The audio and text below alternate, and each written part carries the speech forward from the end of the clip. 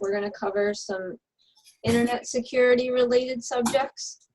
The first thing that I'm going to bring up today is about safe searching habits on your computer. And what I'm going to do here is actually share my screen. I've already done a little bit of work to get to a few examples that I think will be really helpful. So bear with me here while I get my screen up.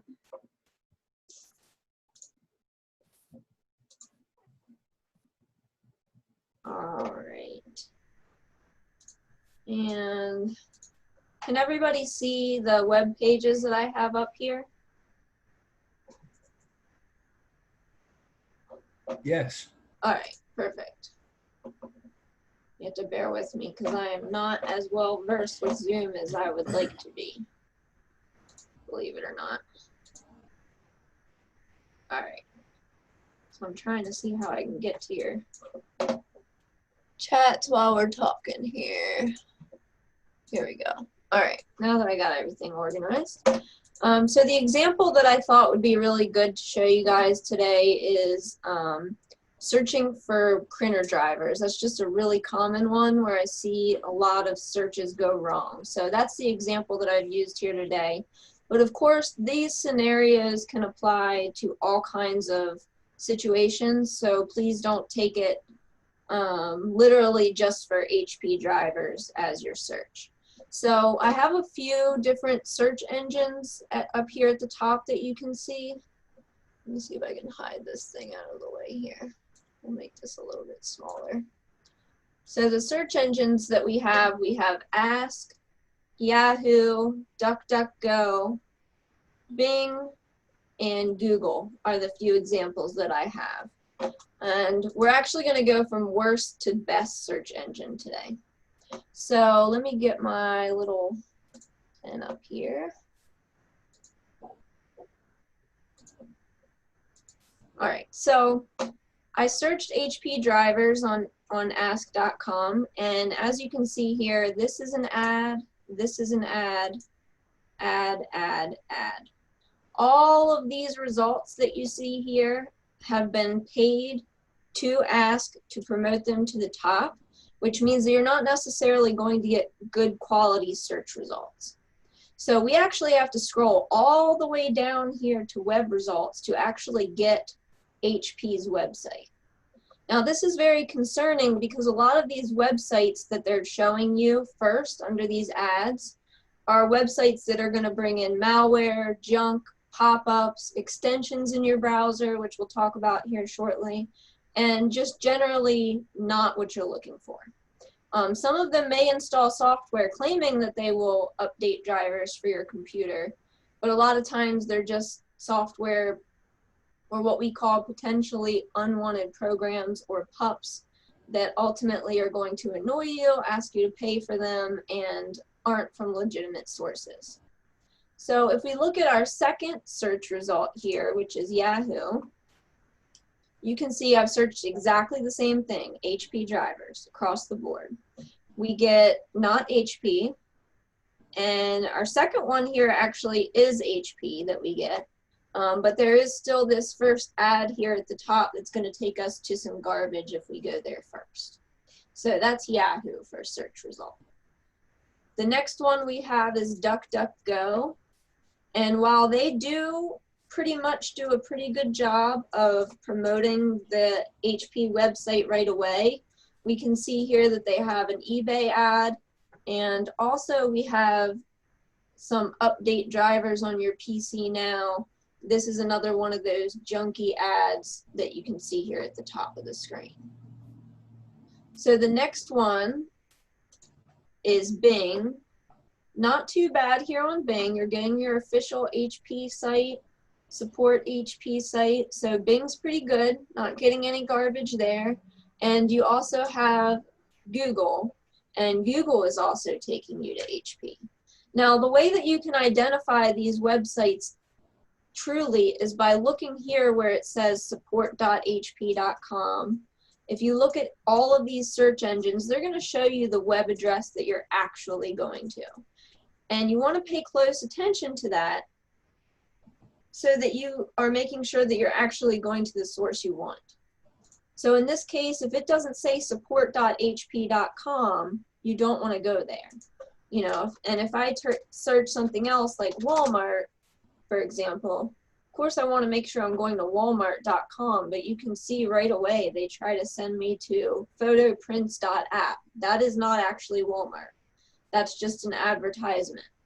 So that's the first thing I wanted to show you guys today, was just about searching. Various search engines do give you different search results, and the quality of that can vary significantly. Is there any questions so far about good search habits or anything that you'd like to ask about what I just covered? Nada? Okay, just making sure I'm not going too fast. All right, so that was the first thing that I wanted to show everyone. Just using good search engines. Everybody has a preference on what they like to use. I'm a big Google person. Google is the fastest search engine, and it's also got really reliable search results. I know some people are hesitant to use Google because of, you know, privacy concerns and the like. Of course, that is a preference, and you can always do what you like, but that is what I use. So the next thing that I wanted to show you is about web browser extensions. So this is a huge, huge factor on why people get their computers cleaned up, is because they end up getting browser extensions that they didn't actually want in their browser. So two of the main targets that I see are tracking your packages and looking for directions online. Oh, we got another user here coming in. Hello, thanks for joining. Hi. We went through already our good search engine habits, but if we have time at the end, I'd be happy to review that for you. Thank you. Yep. So now we were just kind of going over the browser extensions that can get in your computer. As I mentioned before, this is a huge factor with getting cleanups. Brings in a lot of garbage on your computer, pop-ups, unwanted things. And the main two targets we find are tracking your packages and looking for directions. So you can see I have my screen shared here, and I've used the Ask search engine because, as we found in the first segment there, Ask does tend to give us kind of poor search results. So it was very easy for me to find one of these websites that was going to ask me to install an extension. So I want to show you guys, and by the way, I'm working in Chrome right now. Chrome is primarily where we see the most problem with the extensions because it seems to be easier to get them in. But if you have good habits and you know what to look out for and avoid, you can use Chrome without having any bad experiences, and that's why I'm sharing this information with you guys today. So I went ahead and used this search engine to bring up this website, and I wanted to show you guys, I actually brought up several websites, and I think this is another one here. Nope, that's not one. I brought up several websites that were actually exactly the same.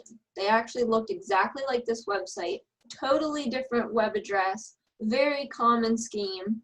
So what happens is, no matter what I type in here, I probably don't even have to type anything at all. If I hit the track now button, you can see it's saying validating tracking number. Well, I don't know how you did that because I didn't give you one, but it's saying that in order to see my tracking details, I need to install this extension for Google Chrome. So what happens is, if you go ahead and click this continue here, you're going to get a pop-up box. Well, it looks like I'm actually getting a pop-up altogether. And they want me to hit this Add to Chrome button. So all of these things that I'm doing here are user interactions. So none of these actions are going to actually happen on their own. If you have a browser extension that it's asking you to install, you actually have to click this Add to Chrome button here. So you don't want to click that Add to Chrome button, because if you do that, that's going to put this extension on your computer. And as we were just talking about, you don't need any special extension or add-on to track a package. If you want to track a package, you go to a legitimate website like USPS.com. If that's who you're shipping through, type your package in there. If you're shipping through UPS, go to UPS.com. So you want to go directly to the source, because a lot of these third-party websites, like I mentioned, like we found this trackingpackage.org, they want you to actually install something extra. So what happens is that these extensions get added into your browser and they cause a lot of pop-ups and annoyances. And the way that you can get rid of those extensions is to click on the 3 dots up here in the right-hand corner. And then if you go under More Tools here, trying to make sure I don't go too fast for you guys, then you can go to Extensions. And I'm actually in a different user here, so let me get back to my account so I can show you guys. This is what you would see. So if you have extensions installed on your Google Chrome browser, when you click the 3 dots up here and go to More Tools and Extensions, you will see something similar to this. And generally, the only extensions you'll see in there, if you haven't installed any, are these here.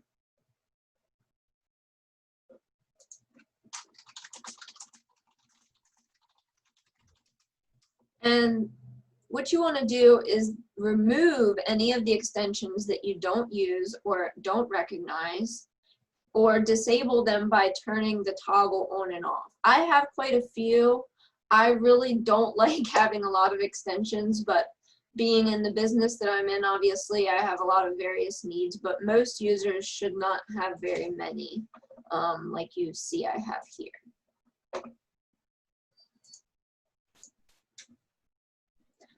All right, so we went over browser extensions, how they're getting in there. The other thing that we mentioned was various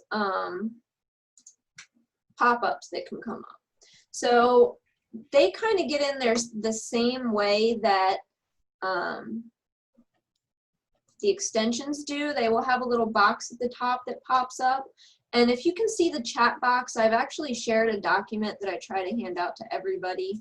But the document that's in the chat is actually this document. On the second page, you'll see examples of exactly what I'm showing you. You'll see where it's asking you to enable notifications or confirming the new extensions. So just trying to share this information, help provide the information on how you can prevent these issues from happening, because these are not considered viruses. Yeah, Google offline docs and docs are good. Those are generally installed on all Google Chrome browsers by default, so those are perfectly normal. If you have any extras in there that you're not familiar with, just remove them. It's not going to hurt anything. You can always add them back if they're necessary for different applications. They will usually tell you when you go back to their websites. You're welcome.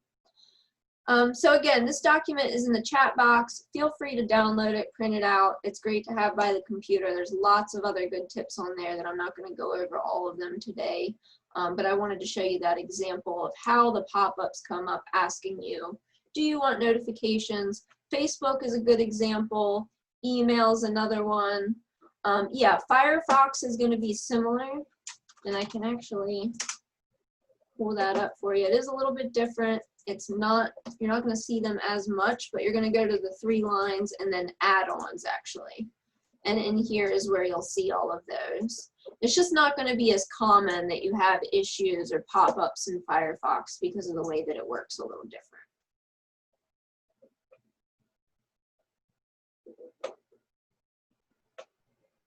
And then with that, you can disable those notifications. It's a couple steps, but I'm going to try to walk you through it here. If you click on the 3 dots again in Chrome, we want to go down to Settings.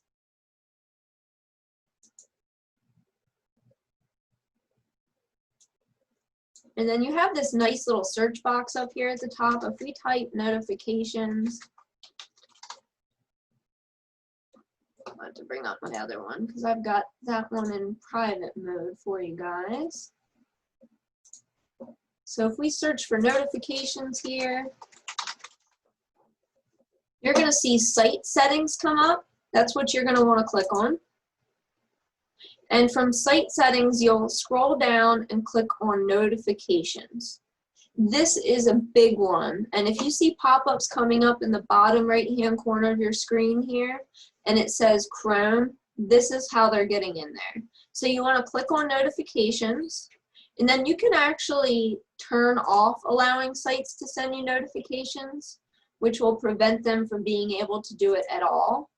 You can also turn on quieter prompts, which will keep them from interrupting you. But ultimately, what you want to do is go down here to the bottom, and if there's any that you don't want to be there to be able to send you messages, click on the 3 dots here, and then hit remove or block. Remove will just take it out temporarily. Block is going to prevent that website from asking you ever again in that browser on that computer. And other devices if you're signed into Google Chrome specifically. So again, this is Google Chrome. There are notifications in other browsers too, but it tends to be Google Chrome where it's most common that you have the issue.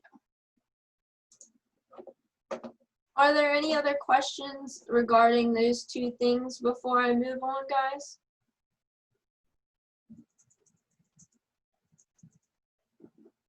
The last thing that I wanted to cover today is remote support scams.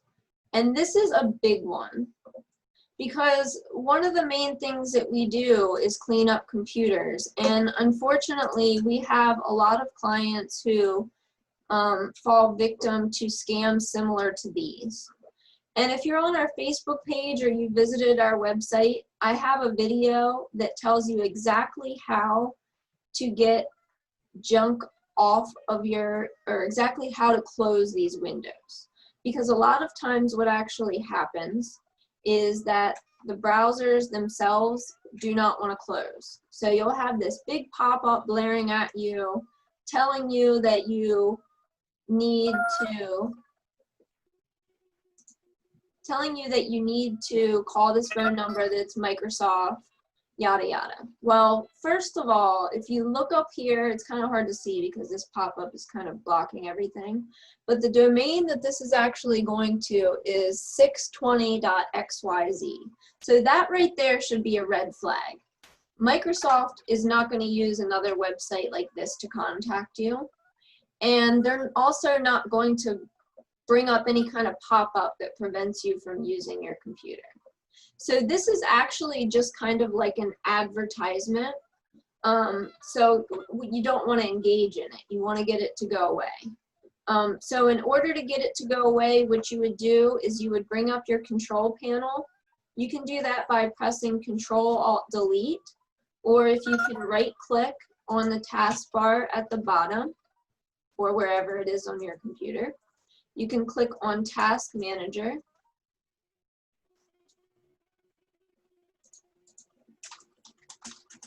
And with that, you'll be able to see all the programs that are running. Now here you can see this looks pretty overwhelming. Let me open my Chrome back up so I can give you a good example. If we choose fewer details here, you can see exactly just your browser. And what you would want to do is hit the End Task button there. And when you hit End Task, it's going to close the application, whatever browser it is that is open that's giving you this warning. Hi, Rebecca. Thanks for joining us.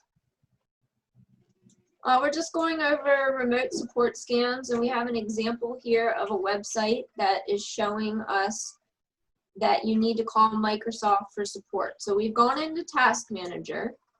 What we're going to do is click on your browser, in this case Google Chrome, and then hit End Task. Now when you hit End Task, it may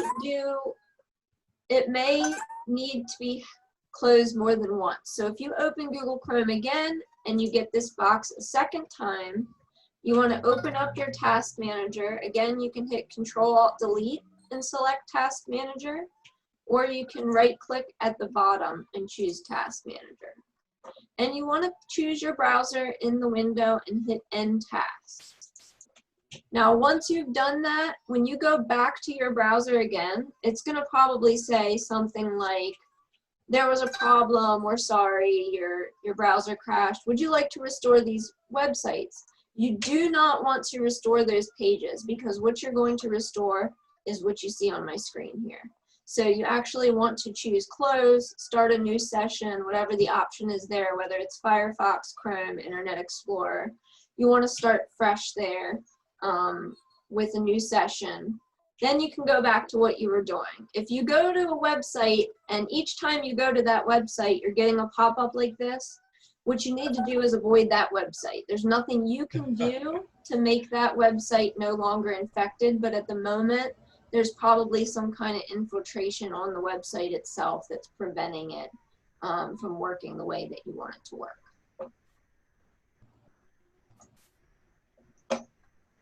So that concludes what material I had already together for you guys. And for those who have just joined, I'm going to actually loop back around and try to share with you guys, if you want to stay, some of the things that we shared in the beginning. Oh, you're welcome. But I do want to make sure I answer some of the questions that I had here. So Lorna, you had asked about switching email providers. This is a really good question. If you do not want to use Embark anymore and you want to switch over, what you'll need to do is email each of your contacts so they have your new email address. Some email providers will let you keep your domain active or your email account active temporarily, but a lot of them do not. So the only real way that you can get your emails is to use a program like Thunderbird or Outlook, download the emails to your computer, and then copy them to a local folder so that they can be saved into that location. Does that answer your question, Lorna?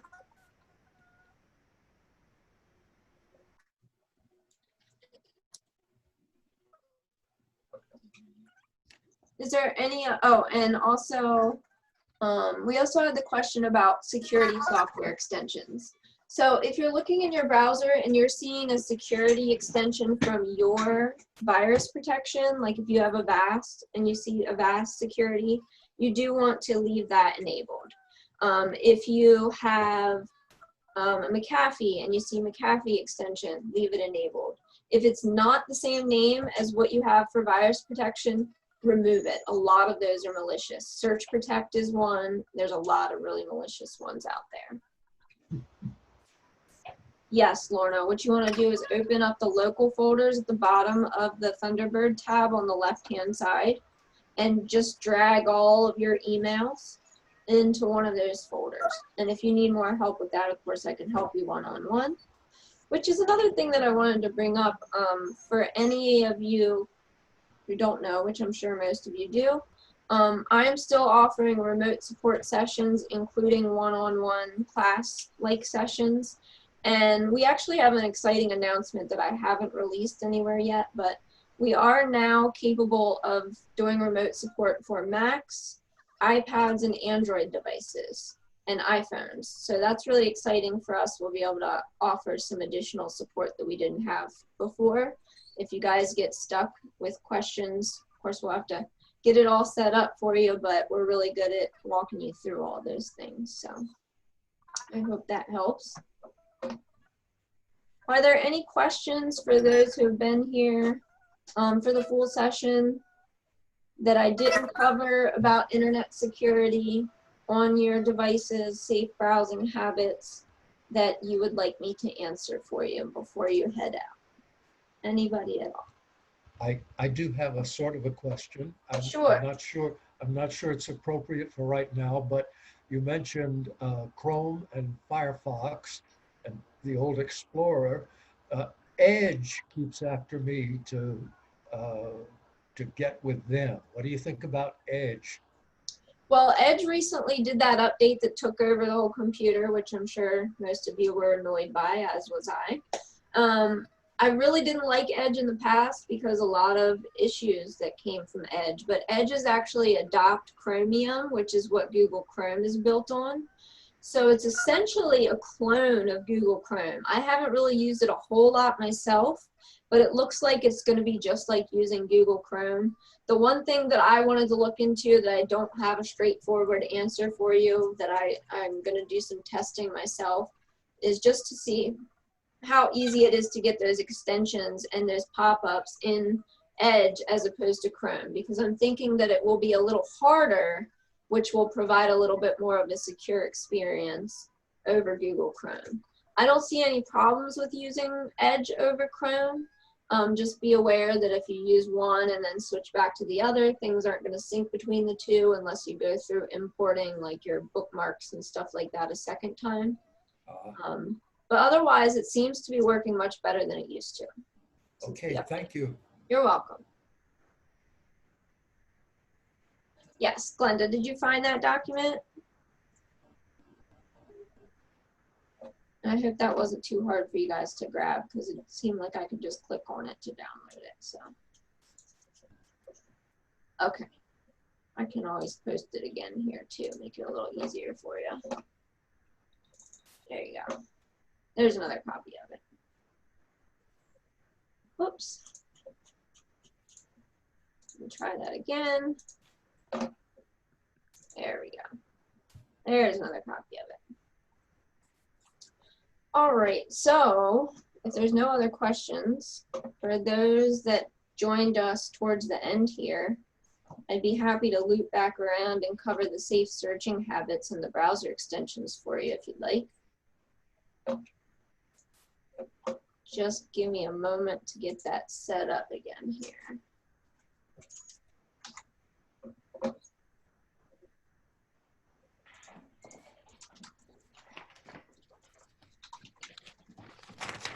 And I'm sure all of you know who are already here, but I would be delighted if you guys joined me for some of the other sessions later this week. Got a different topic going every day. And if you got the email or you're on our Facebook page, both of those are shared across the board. You can get into any of those from there.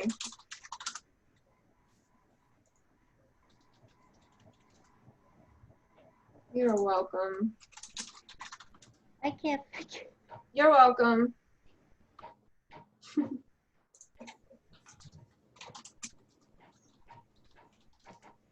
All right, almost set up here, guys. I'm just getting my screen set back up for you.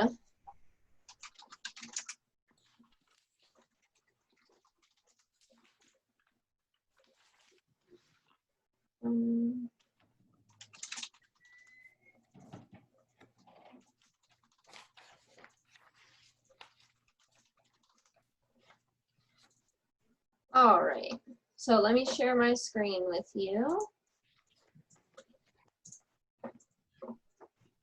So you should be able to see my web browser here. And so the first topic that we went over before you guys came in was safe searching habits. And mostly what we're focusing on here is how to identify a good website versus a bad website when you're searching on various search engines. So we've actually have these in order of what I think is worst to best. Ask.com being the worst out of the few that I chose.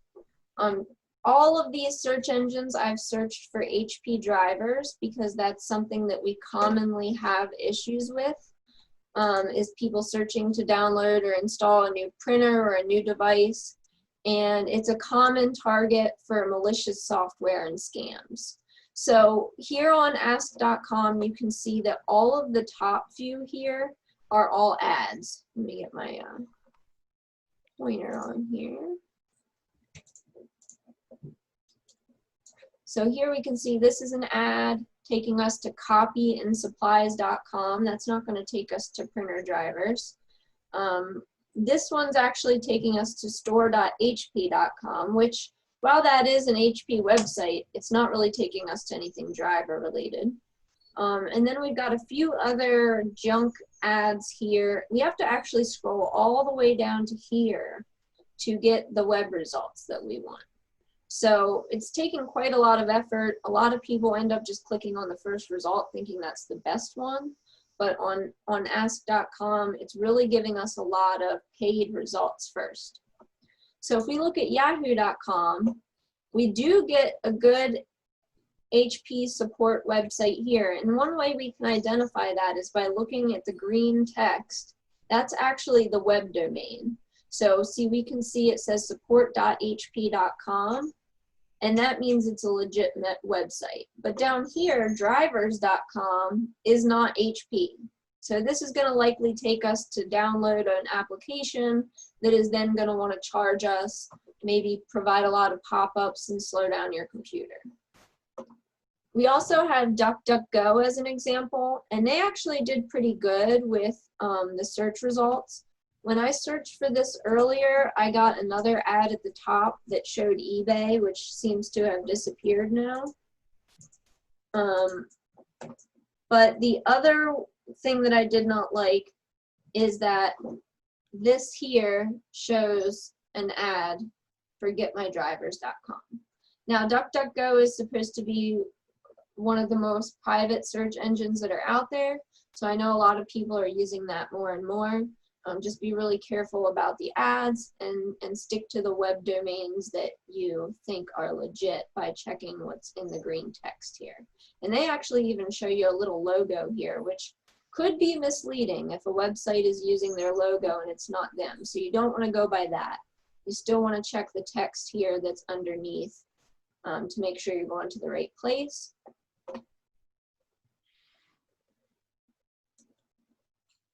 And if we switch to HP drivers here, or I'm sorry, Bing HP driver search, we did get HP support as the first option, and most of the results at the top here are good. If we scroll down, we do get a few of the websites that I wouldn't like to go to, drivers.com, drivers.softpedia, but the first 3 results are legitimate from HP. If we go to Google search engine, this is actually our best results. It's going to be your fastest engine, and if you notice here on the left, all of the results that we've gotten actually came directly from HP's website, except for the Apple one that's here at the bottom, but it is taking us to a legitimate Apple website. So we are getting better results from Google. I know some people are concerned about the privacy in which you can use other search engines. Just be very careful about which websites you're going to by checking those few things as you go along.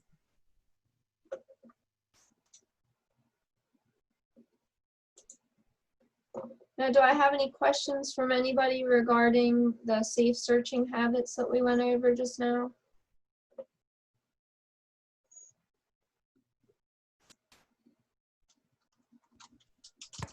All right, the last thing that I covered before some of you came in was web browser extensions. So if you're on a website, I'm going to go to ask.com here because this is where I found our poor result earlier. A big target for this are both package tracking websites and direction websites. So I see a lot of people going to look for directions. Google Maps is okay, other ones not so much. Like MapQuest, they put a lot of junk up. They tend to do a lot of junk there. But ultimately, if I type in track my package,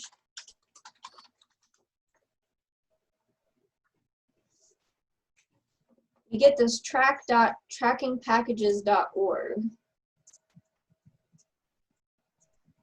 I've actually been to a couple of websites that have a different name, but they look exactly like this one.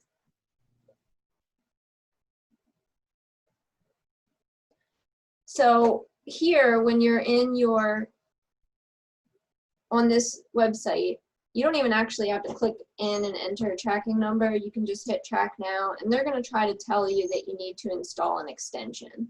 You don't actually need any extension to track your package, but if you hit the continue button here and you go to the Chrome store and choose Add to Chrome, then that's going to add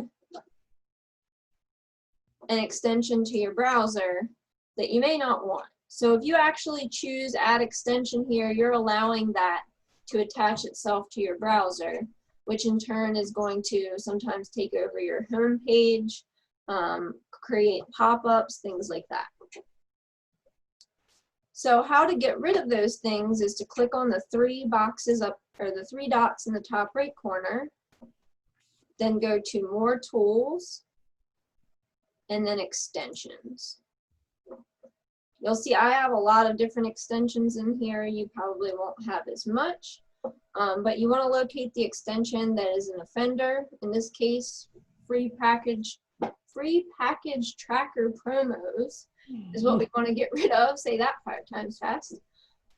You can disable it by pressing the blue button, but you really want to remove it if you're not using it, or if you know it's a garbage extension, which most extensions unfortunately are garbage.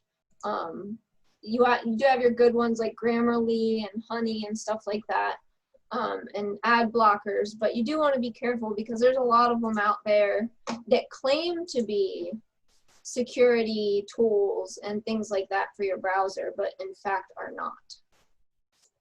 So I had the question here about elaborating on search engine privacy issues. So unfortunately, I did not put together any material for that specifically, but you do want to, use a browser that you're most comfortable with. The way that I explain it to people is that if you put it on the internet, just expect it to be out there, because truth be told, unless you're using a VPN and hiding that information from your internet provider and redirecting the content that you're searching, that information is going to be collected in most cases. And you can go into private browsing modes on most browsers. In Firefox, it has private mode. In Chrome, you can go in Incognito, and that will block out a lot of the cookies and the tracking that a lot of websites do. So you can do that if you want to, keep that from tracking your activity and things like that. So the Incognito, let me just share my screen back again here, and I'll show you how to get to that. You can get to that 2 ways. If you have Chrome down here at the bottom like I do, you can right-click on it, and then you'll have the option to click on New Incognito Window. And this will give you a good description here too. It's telling you exactly what it's not tracking and what still is visible. And of course, this information here, what activity might be visible for your employer, school, or internet provider. If you're using a VPN, which our Avast antivirus comes with a free VPN, you can block that information from them as well. The other way you can get to Incognito from a normal browser window is by going up here to the top right and then click on New Incognito Window. And that's going to open up a whole new Incognito for you.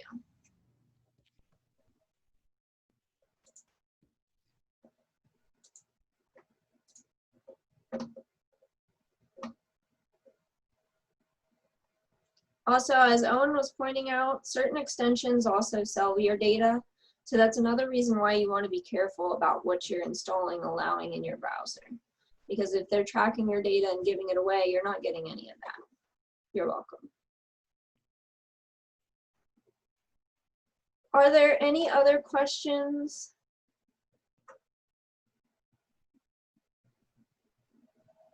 Hi, Wanda, you're joining us at the end here. Oh, we'll try to answer any questions you have, though. So should you accept cookies? Some website, oh, okay. I didn't realize, sorry about that. The name came up different. So if you accept cookies, then that's going to allow them to track where you've been, to show ads on their website and allow other websites to link to them. Some websites won't allow you to not add cookies. But if you go in Incognito window, then you don't have to worry about that. So it's a personal preference.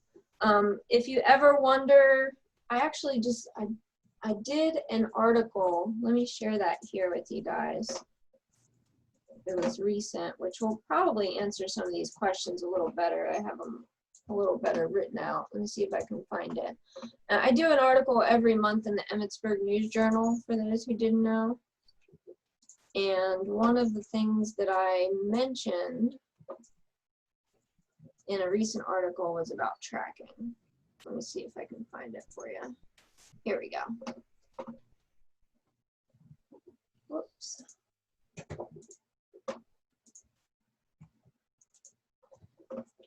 And cookies, there we go. So here's my June article about cookies.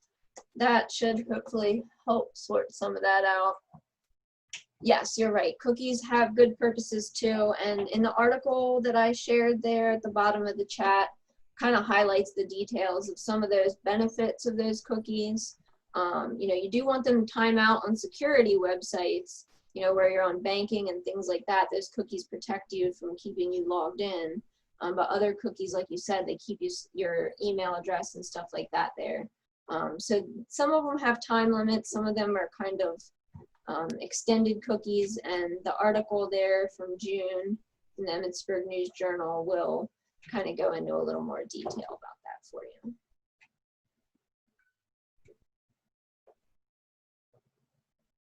Are there any other questions that you guys have that I can answer for you about internet security, or any other suggestions, feedback that you have from today?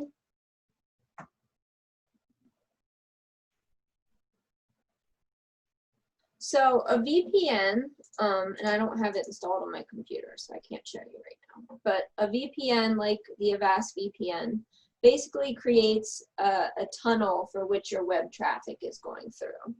So if you put your web traffic here and you're trying to get to, you know, this location, instead of going directly there, it's actually rerouting that to a third location and then getting the information and sending it back to you. So it doesn't actually show as if you're actively doing those activities. It's actually going in a roundabout way back to the users. So the data is hidden from your internet provider, which can be beneficial for those who, you know, are finding their content being throttled. I don't know if you heard anything about net neutrality. That was a big deal in the last couple of years, but basically they were trying to say that, you know, certain websites would get less activity than others.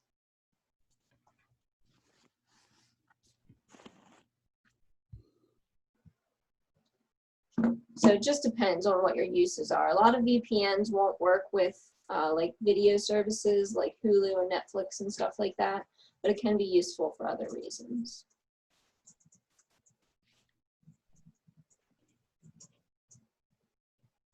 You're welcome. And I hope you have a nice day. You're welcome.